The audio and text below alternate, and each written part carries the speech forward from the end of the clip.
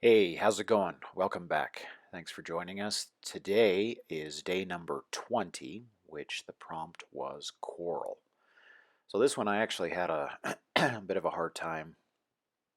I know it doesn't really show it in the sketch because like in the sketch I just start right into, in essence, pretty much what I was going to do. But this one actually kind of put me behind a little bit.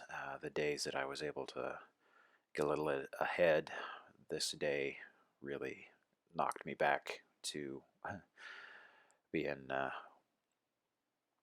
pretty close to not being able to complete everything. So uh, it was hard for me to kind of develop Coral into a hero, and so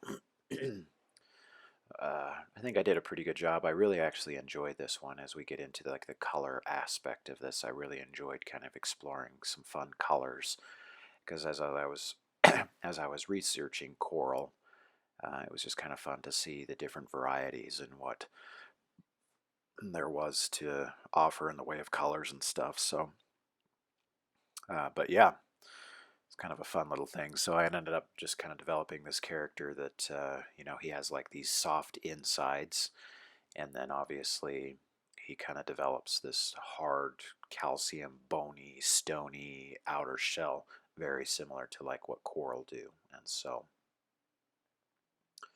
um, but yeah, so yeah, I really had some fun with the colors in this one. I really thought that. Uh,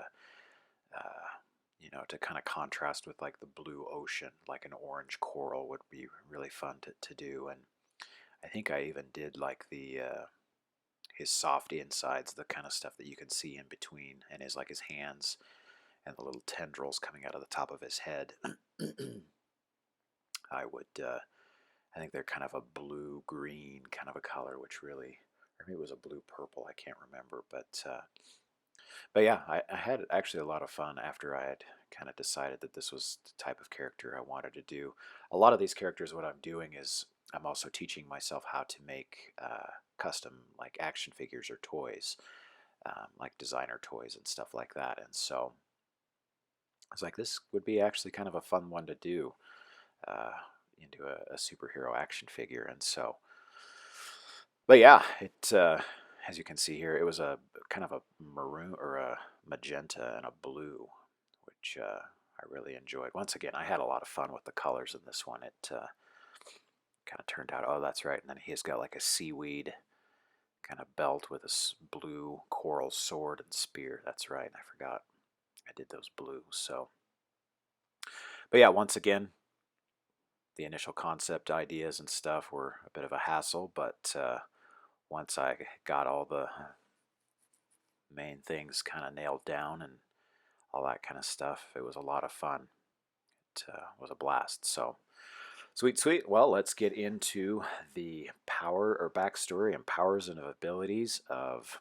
So, I initially called this hero Captain Coral, but I was like, that kind of corny. So, I even went cornier and called him Barnacle Boy. So, and I understand that like barnacles aren't the same thing as coral, but I just liked the name Barnacle Boy more. So, but yeah, so, his backstory. So, one of the rarest commodities in the universe is liquid water. The planet of Osha was a huge target for the evil invading aliens. Once again, the same aliens that we had discussed in the video prior with Maltov and like Renegade and stuff like that. So, if you want to get a little more grasp of kind of how in depth a lot of my heroes and villains of this Inktober doodling has surrounded around this evil alien race that is spreading through the universe. So, but anyway, um, yeah, the planet of Osha, which Barnacle Boy is from, was a huge target for the evil invading aliens. Sadly, this planet was young,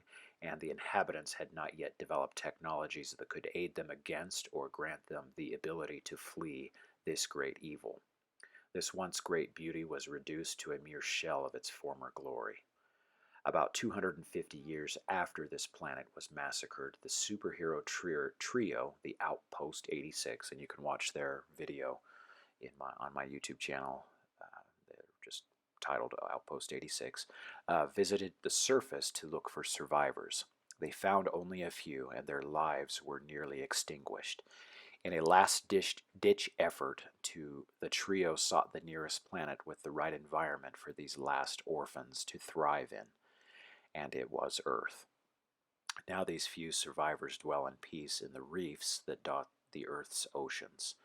And through the aid of Jellyman, so Jellyman was the very first doodle that I did, they are developing out their unique abilities and powers. So obviously these refugees on their planet, obviously coral takes a while to grow, and so like their lifespans are hugely long, but they also take a while to mature. So a lot of these survivors that they found were just mere children, I guess, from our perspective. So, but let's get into their powers and abilities. So Barnacle Boy is the most senior of the bunch and has been tutored the most by Jellyman.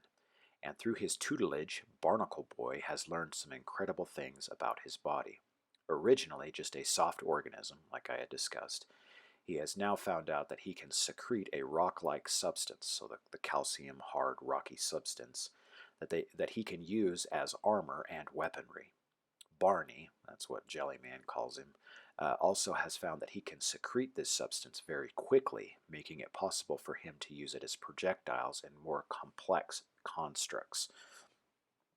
So that's one of the cool things about this hero is that he can like almost shoot these rock hard spikes from his body or from his hands or something like that, and then he can also secrete like spears and swords, and then like if he needs to make a shield or throw something or any number of things, he can secrete this rocky substance very quickly. And so that was one of the key things that makes him a valuable hero in the defense against the alien races. And so, but yeah, so this is Barnacle Boy.